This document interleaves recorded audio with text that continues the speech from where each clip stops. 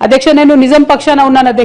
అధ్యక్ష నేను నైతికత పక్షాన ఉన్నాను అధ్యక్ష నేనేమి తప్పు చేయకుండా పార్టీలో కొంతమంది కక్షగట్టి మహిళా నాయకత్వం ఎదగకుండా పార్టీలో కొంతమంది కక్షగట్టి అధ్యక్ష ఎక్కడైతే ఉద్యమకారుల మాటలు కేసీఆర్ గారికి చేరుతాయో ఎక్కడైతే సామాన్య కార్యకర్తల మాటలు కేసీఆర్ గారికి చేరుతాయో ఎక్కడైతే పేదవాళ్ళ మాటలు కేసీఆర్ గారికి చేరుతాయి అనుకున్నారు అధ్యక్ష వాళ్ళకు అడ్డు కూడా గట్టి ఇవాళ నన్ను పార్టీ బయట వేసినారు అధ్యక్ష అటువంటి పార్టీలో నేను ఉండదలుచుకోలేదు అధ్యక్ష కాకపోతే మీతో నేను రిక్వెస్ట్ చేస్తా ఉన్నా అధ్యక్ష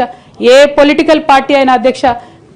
రాజ్యాంగాన్ని స్ఫూర్తిగా తీసుకొని పనిచేయాలి అధ్యక్ష బీఆర్ఎస్ పార్టీ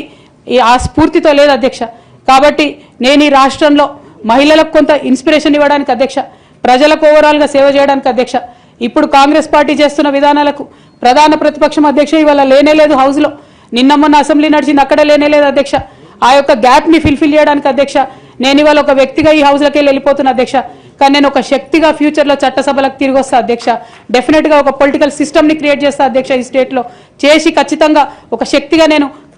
తిరిగి వస్తాను అధ్యక్ష